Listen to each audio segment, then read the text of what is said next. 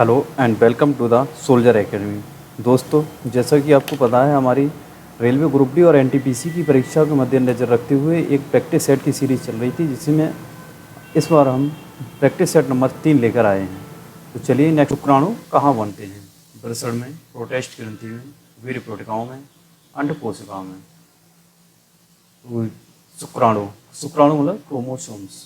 Chromosomes जो कि हमारे वृषण या टेस्टिस टेस्टिस टेस्टिस में बनते हैं। नेक्स्ट क्वेश्चन, क्षार के बारे में निम्नलिखित में से कौन सा सही नहीं है? जलीय मध्यम तरल अवस्था में OH का निर्माण करते हैं, स्वाद में कड़वे होते हैं, लाल लिटमस को नीले में परिवर्तित कर देते हैं, धातुओं और कार्बोनेटों के साथ अभिक्रिया करके H2O और CO2 और लवण बनाते हैं। आपको पता होगा, जैसे अम्ल होते हैं, अम्ल की एक प्रॉपर्टी होती है जिसे हम ऐसे याद रखते हैं, ब्लू टू रेड। अगर ब्लू से रेड हो रहा है लिटमस पेपर, तो वो अम्ल की प्रकृति होगी, और क्षार जो हो जाएगा वो इसका जस्ट अपोजिट हो जाएगा। रेड लिटमस पेपर है तो उसे ब्लू में कन्वर्ट कर देगा। तो यहाँ पर क्षार क्षार जलीय माध्यम और तरल अवस्था में OH निर्माण करते हैं, बिल्कुल सही। स्वाद में कड़वे होते हैं या कसैले होते हैं, कसैले भी कह सकते हैं, कसैले या तीक्ष्ण तीक्ष्ण भी होते हैं स्वाद में। लाल लिटमस को नीले में परिवर्तित कर देते हैं, तो लाल लिटमस से नीला परिवर्तित हो रहा है तो क्षार होगा।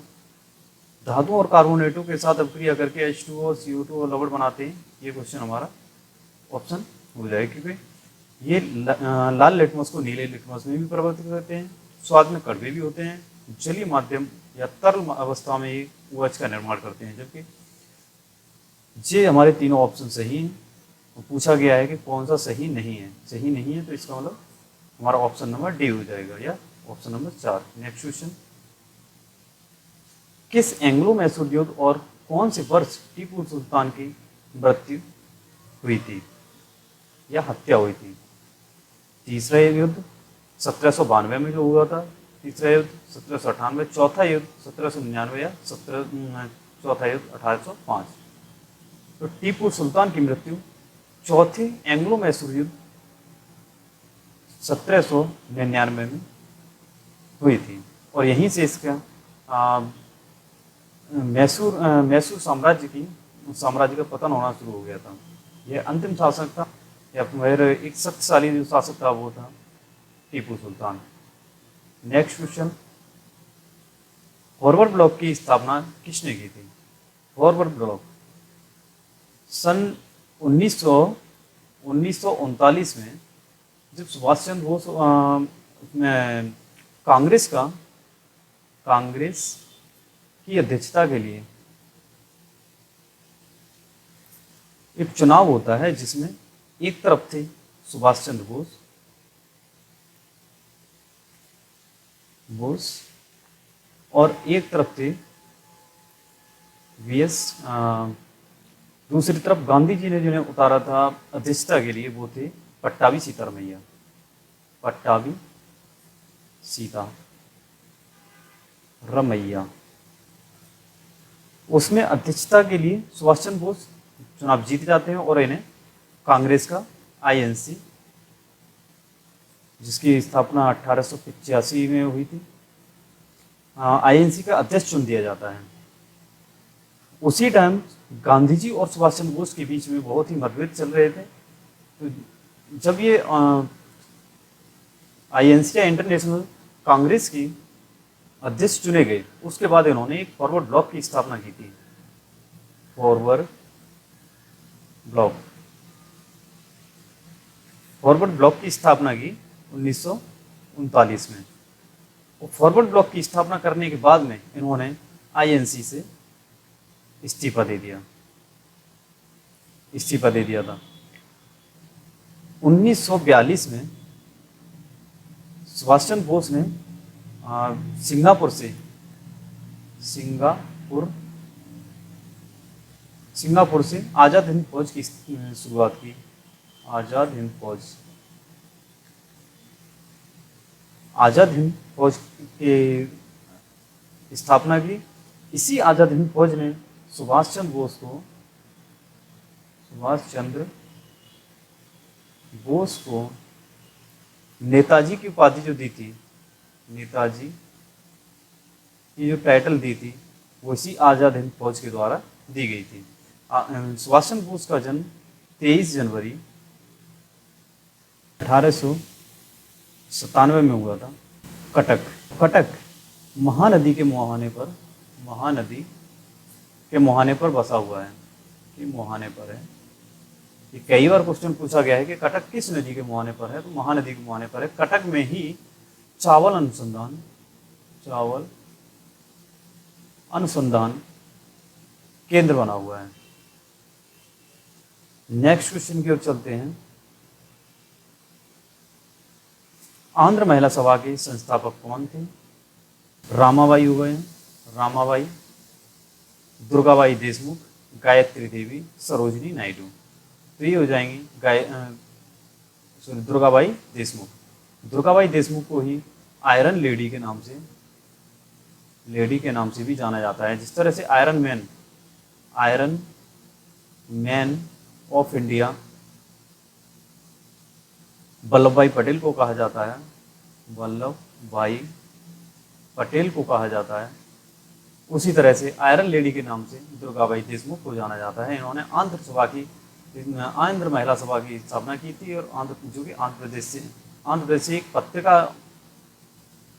पत्रिका लॉन्च की थी। कहाँ से? आंध्र प्रदेश से।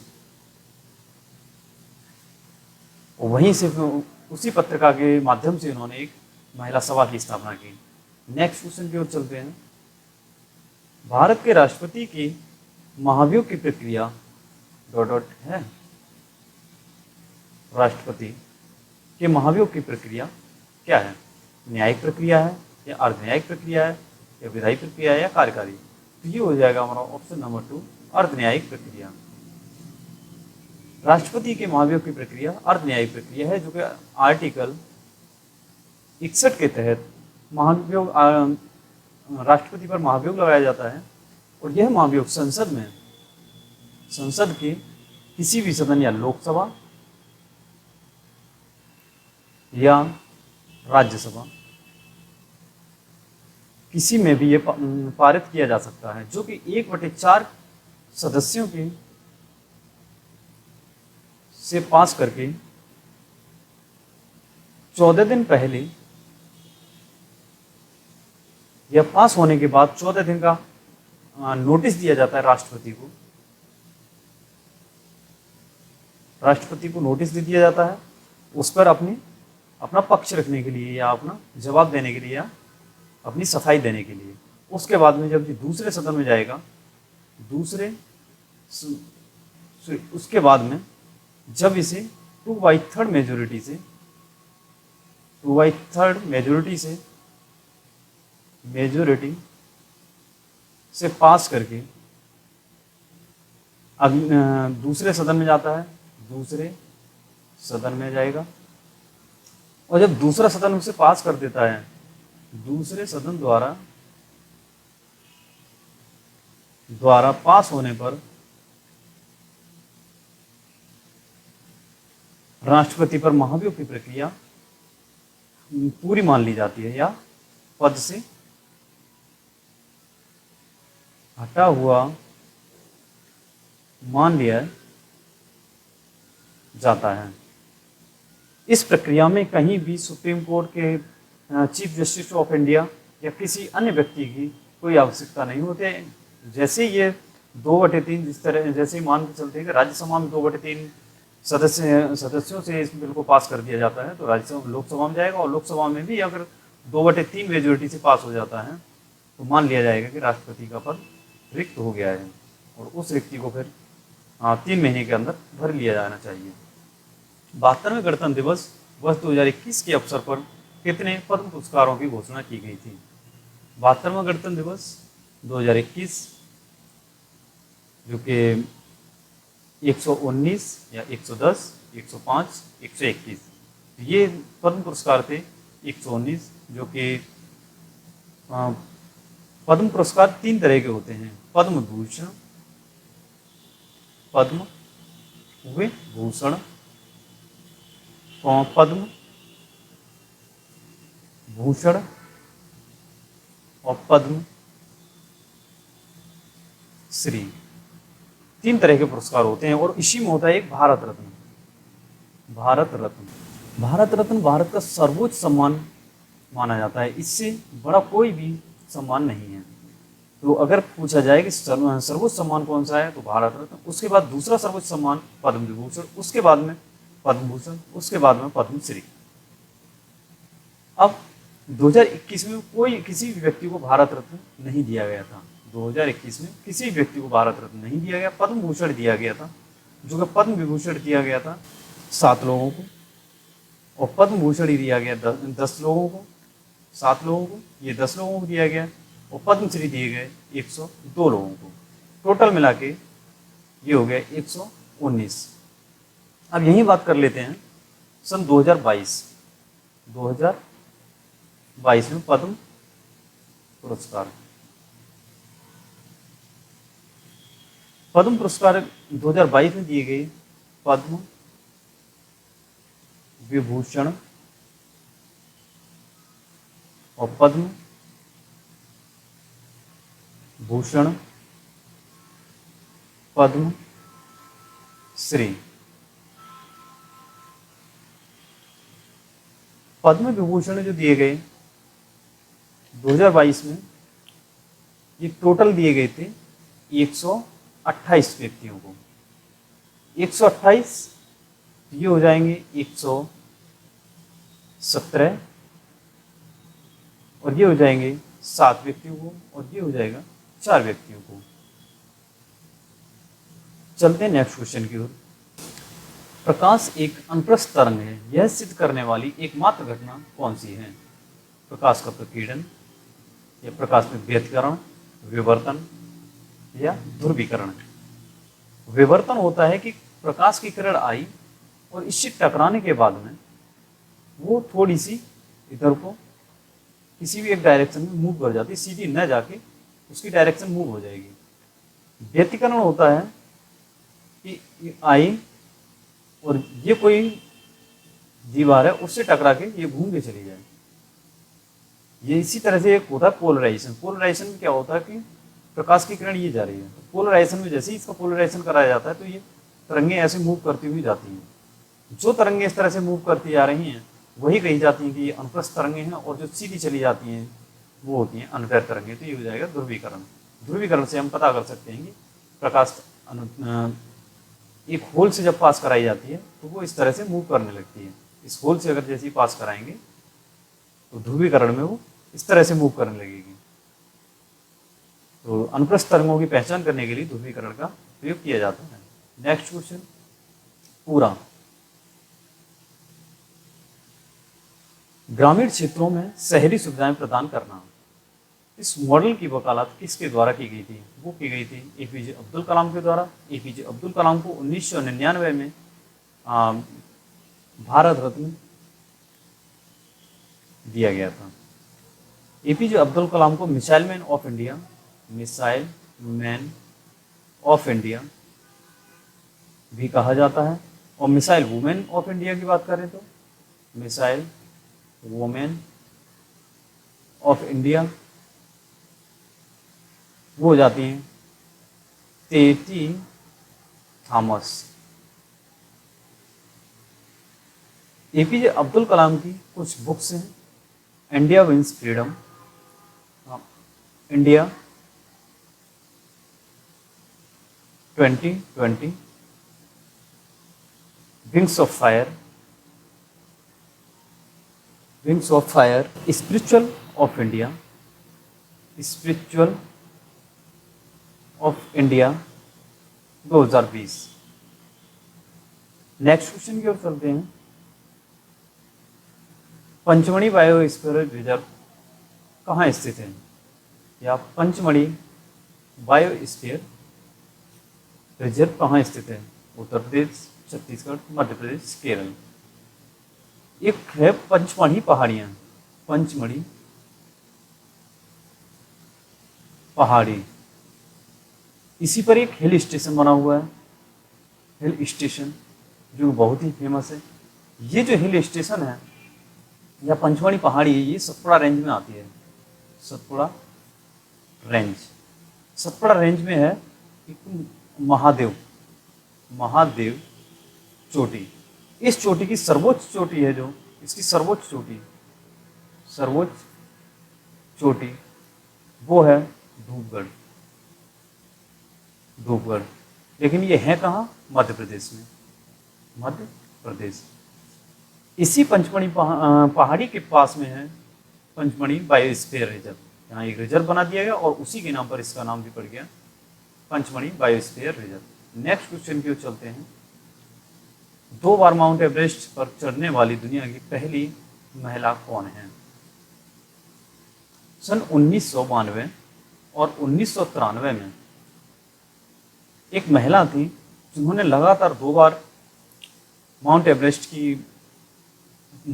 को फतह किया, जिसकी ऊंचाई थी 8,888 किलोमीटर, 88 मीटर की ऊंचाई, या 80 मीटर, 882 मीटर है, 8,882 मीटर की ऊंचाई है, जो कि विश्व की सबसे ऊंची चोटी है, विश्व की सबसे ऊंची चोटी है जो माउंट एवरेस्ट। ये थी हरियाणा की प्रेमलता, संतोष यादव, संतोष यादव। इन्होंने 1992 और 1993 में 8,882 मीटर ऊंचाई की चोटी को 2 बार फतह किया था लगातार, जो विश्व की सबसे ऊंची चोटी है। अब प्रेमलता अग्रवाल, ऑप्शन हो गया हमारा संतोष यादव, ऑप्शन नंबर 4 प्रेमलता अग्रवाल। प्रेमलता अग्रवाल विश्व की 7 सर्वोच्च चोटी, सर्वोच्च चोटी पर फतह करने वाली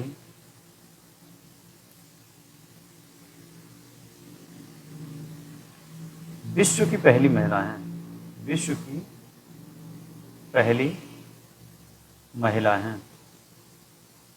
ये भी भारत से ही है, इंडियन है। अब विश्व की 7 सर्वोच्च चोटी, मतलब जैसे भारत में है एक हिमालय की पर्वत श्रृंखला, इसी तरह से यूरोप में मिलेगी, उसके कैक्सस माउंटेन है, यूराल माउंटेन है, या फिर इधर अफ्रीका माउंटेन, अफ्रीका में चले जाएंगे तो वहाँ पर एक श्रृंखला मिलेगी।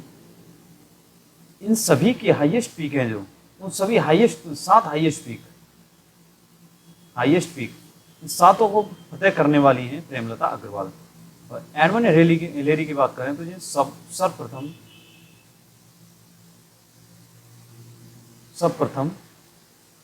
माउंट एवरेस्ट को फतह किया था। नेक्स्ट क्वेश्चन की ओर चलते हैं। किरचॉफ के नियम किससे संबंधित हैं? परमाणुविक संरचना, विद्युत परिपथ, कार्बनिक रसायन शास्त्र या प्रकाशिकी। विद्युत परिपथ ऑप्शन हो जाएगा इसका, किरचॉफ के नियम विद्युत परिपथ से संबंधित है। नेक्स्ट क्वेश्चन, वन्य जीव सप्ताह कब मनाया जाता है? अक्टूबर का पहला सप्ताह, सितंबर का पहला सप्ताह, मार्च का तीसरा सप्ताह, नवंबर का अंतिम सप्ताह। ये अक्टूबर का पहला सप्ताह हो जाएगा। सुनामी शब्द का शाब्दिक अर्थ है बड़ी लहर, समुद्री लहर, ज्वारीय लहर या चक्रवाती लहर। आपने देखा होगा कि जैसे ये है समुद्र,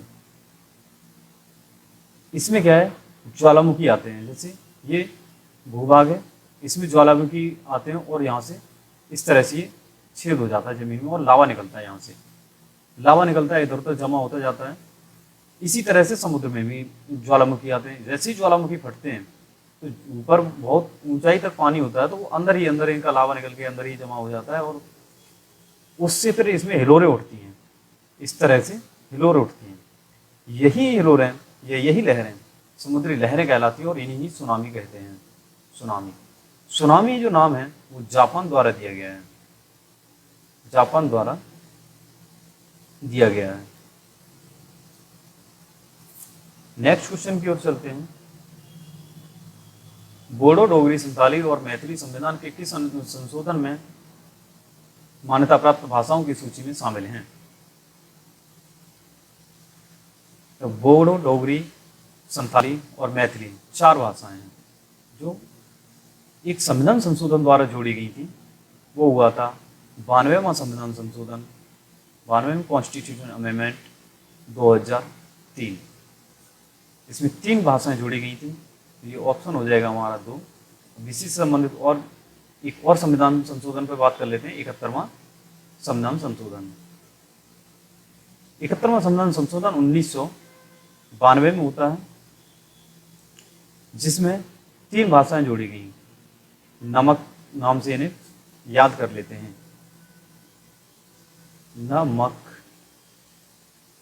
तो नेपाली, नेपाली, मैथिली, मैथिली और कोंकणी।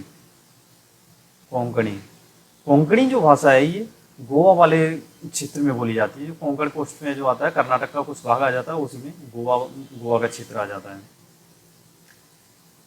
और इस वाली इन चारों भाषाओं को अगर याद रखने के लिए एक बना लेते हैं ट्रिक, जैसे डो, सा, मा, वो, ये 4 भाषाएं हैं जिन्हें जोड़ा गया था। नेक्स्ट क्वेश्चन की ओर चलते हैं। भारत में निम्नलिखित में से कौन सा रेगिस्तान पाया जाता है? भारत में निम्नलिखित में से कौन सा रेगिस्तान पाया जाता है? रेगिस्तान या डेजर्ट? डेजर्ट, डेजर्ट मीन्स एक स्वीट्स भी होती हैं, लेकिन वो SART होता है। लेकिन डेजर्ट, रेगिस्तान तो गोबी का रेगिस्तान, थार रेगिस्तान, सहारा रेगिस्तान, कालाहारी रेगिस्तान। तो ये हो जाएगा थार का मरुस्थल। थार मरुस्थल ये राजस्थान क्षेत्र में पाया जाता है। गोबी रेगिस्तान, गोबी रेगिस्तान मंगोलिया, मंगोलिया प्लस चीन के बीच में, चीन के बीच में पाया जाता है। मंगोलिया की बात करें तो मंगोलिया सब विश्व का सबसे बड़ा लैंडलॉक्ड कंट्री है, या भू अवस्थित देश है। भू अवस्थित लैंडलॉक्ड कंट्री। लैंडलॉक्ड कंट्री का मतलब क्या होता है कि ऐसा देश जिसकी चारों तरफ से बाउंड्री कहीं भी समुद्र से न लग रही हो, समुद्र से न छूती हो, उसे ही कहते हैं लैंडलॉक्ड कंट्री। जैसे कजाकिस्तान, और ये कजाकिस्तान और अफगानिस्तान, ये सब लैंडलॉक्ड कंट्रियां हैं। लेकिन सबसे बड़ी देखी जाए तो वो है मंगोलिया। सहारा रेगिस्तान, सहारा डेजर्ट, ये अफ्रीका महाद्वीप, अफ्रीका कॉन्टिनेंट के पश्चिम में है। पश्चिम में जहाँ पर ये मेडिटेरियन सी, भूमध्य सागर वाले क्षेत्र की तरफ सहारा रेगिस्तान मिलेगा, और उधर अटलांटिक, साउथ अटलांटिक महासागर की ओर कालाहारी रेगिस्तान, ये बोट्सवाना में मिलेगा। बोट्सवाना, कालाहारी रेगिस्तान बोट्सवाना में मिलेगा। नेक्स्ट क्वेश्चन की ओर चलते हैं। पोर्ट ब्लेयर किस द्वीप पर स्थित है? पोर्ट ब्लेयर अंडमान निकोबार की हाईएस्ट पीक है। Highest peak of Andaman and Nicobar. Port Blair, लेकिन ये अंडमान निकोबार जो है, अंडमान निकोबार में लगभग 48 द्वीप हैं। 48 द्वीप छोटे छोटे।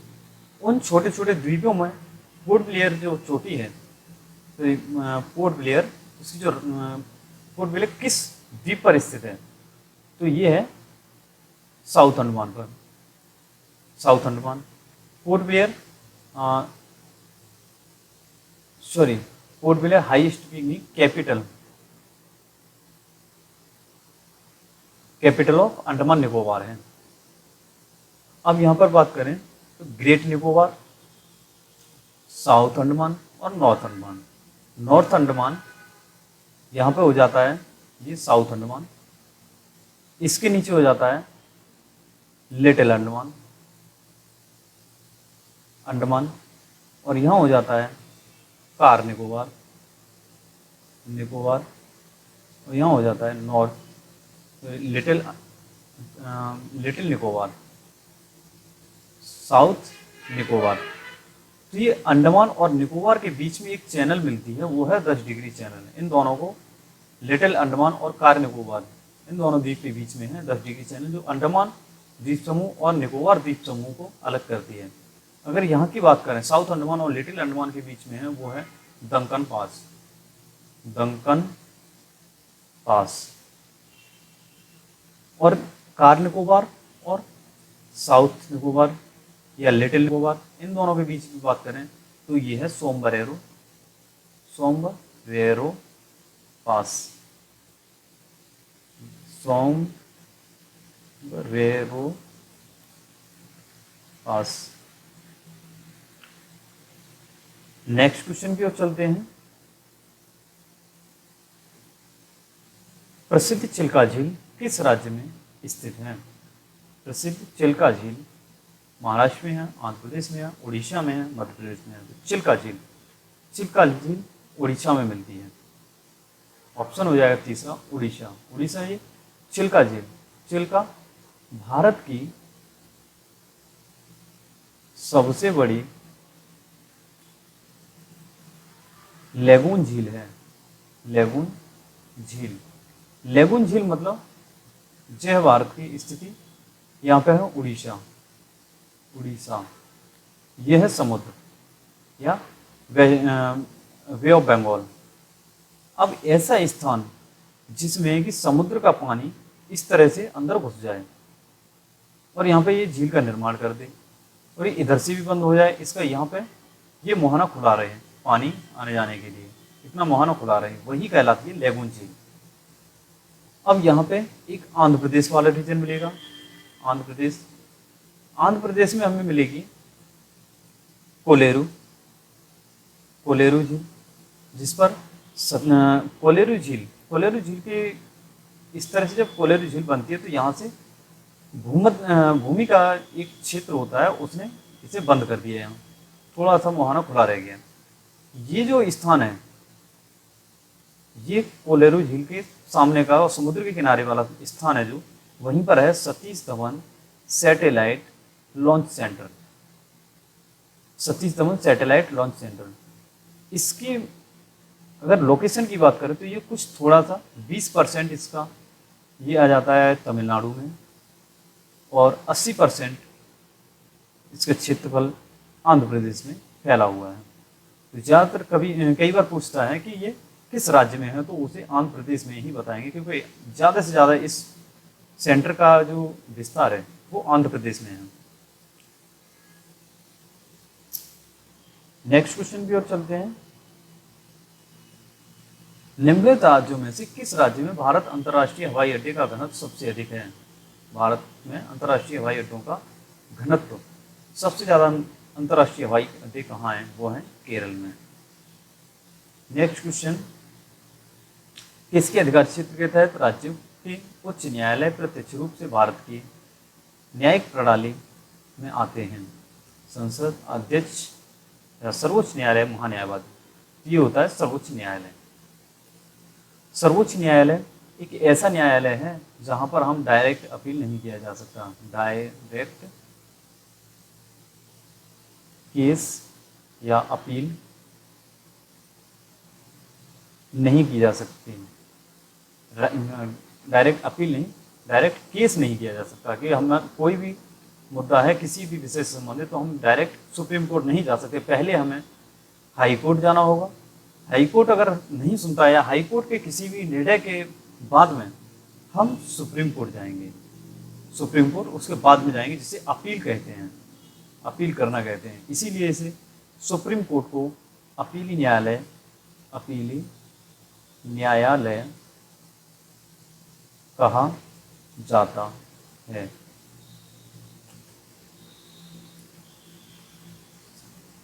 एक चीज और पीछे बताना भूल गया मैं, अंडमान और निकोबार द्वीप समूह का जो न्यायालय है वो कोलकाता न्यायालय लगता है। इसकी एक बेंच बैठती है, एक बेंच है वो है अंडमान निकोबार में। अंडमान निकोबार में एक बेंच है वहाँ पे बैठती है, लेकिन इसका जो हेडक्वार्टर है वो कोलकाता कोर्ट में ही है। कई बार ये पूछा जाता है अंडमान निकोबार किस हाई कोर्ट के अंतर्गत आता है, तो वह है कोलकाता कोर्ट के अंतर्गत। अच्छा, इसे सुप्रीम कोर्ट को एक अभिलेखी न्यायालय भी कहते हैं, अभिलेख न्यायालय भी कहते हैं। अभिलेख न्यायालय का मतलब होता है कि सुप्रीम कोर्ट ने किसी भी मुद्दे पर एक बार डिसीजन दे दिया तो वो डिसीजन उसका फिर से किसी भी कोर्ट में साक्ष्य के रूप में प्रस्तुत कर सकते हैं, या उसी तरह का कोई भी केस है तो उस केस के लिए हम उसके पुराने वाले डिसीजन के साक्ष्य के रूप में पेश कर सकते हैं। नेक्स्ट क्वेश्चन, सिंधु सभ्यता का पुरातात्विक स्थल दाइमाबाद किस नदी के तट पर स्थित है? दाइमाबाद हो जाएगा ये बनास, नर्मदा, कृष्णा या प्रवर नदी। नेक्स्ट क्वेश्चन, ये 1958 में इसकी खोज की गई थी दाइमाबाद 1958। नेक्स्ट क्वेश्चन, यहाँ पर एक चीज और, लोहे के साक्ष्य कहाँ मिले? लोहे के साक्ष्य वो मिले अतरंजी खेड़ा में। निम्नलिखित राष्ट्रीय उद्यानों में से कौन सा पूरी तरह से समशीतोष्ण अल्पाइन क्षेत्र में स्थित है? साइलेंट वैली राष्ट्रीय उद्यान, हेमिस राष्ट्रीय उद्यान, काजीरंगा राष्ट्रीय उद्यान और बन्नेरघट्टा राष्ट्रीय उद्यान। साइलेंट वैली है केरल, साइलेंट वैली केरल में। हेमिस राष्ट्रीय उद्यान लद्दाख क्षेत्र में। तो इसका ऑप्शन हो जाएगा समशीतोष्ण अल्पाइन, ये लद्दाख में। यहाँ पर हिम तेंदुआ के लिए फेमस है, ये हिम तेंदुआ के लिए फेमस है। और ये हिमालय का सबसे उत्तरी नेशनल पार्क है। हिमालय से उत्तर में बसा हुआ नेशनल पार्क। काजीरंगा राष्ट्रीय उद्यान ये उत्तराखंड में आ जाता है, उत्तराखंड में, जो कि भारत का सबसे पहला राष्ट्रीय उद्यान है। 1934 में इसकी स्थापना हुई थी। उस टाइम इसे काजीरंगा को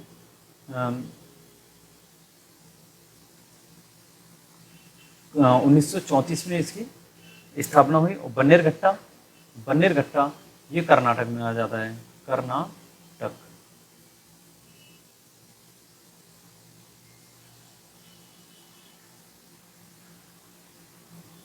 रंग का कौन सा संयोजन दिन और रात के समय सबसे ज्यादा सुविधाजनक होता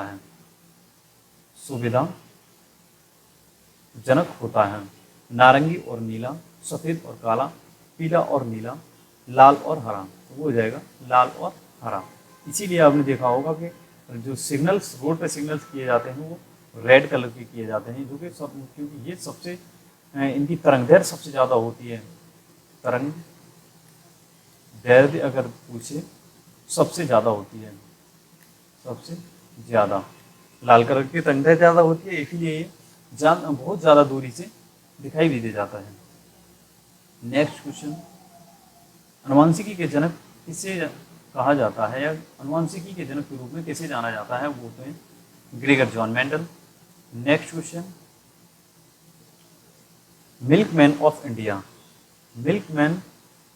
ऑफ इंडिया ये वर्गीस कुरियन को कहा जाता है, वर्गीस कुरियन। और नॉर्मन बोरलॉग, इनका नाम बहुत सुना होगा। इसको ऑप्शन 4 नॉर्मन बोरलॉग हरित क्रांति के जनक कहा जाता है। भारत में हरित क्रांति के जनक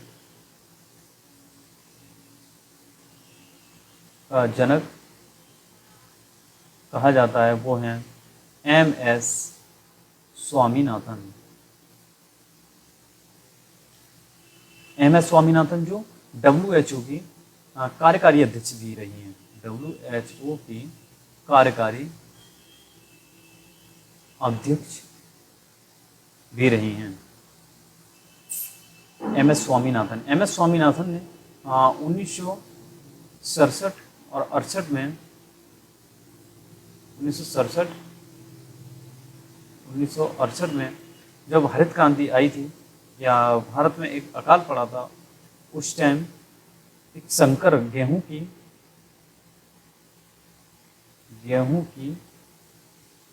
संकर प्रजाति की खोज की थी। नेक्स्ट क्वेश्चन की ओर चलते हैं। चलिए आज के सेशन को यहीं समाप्त करते हैं। देखते रहिए हमारा episode the soldier academy. Thank you.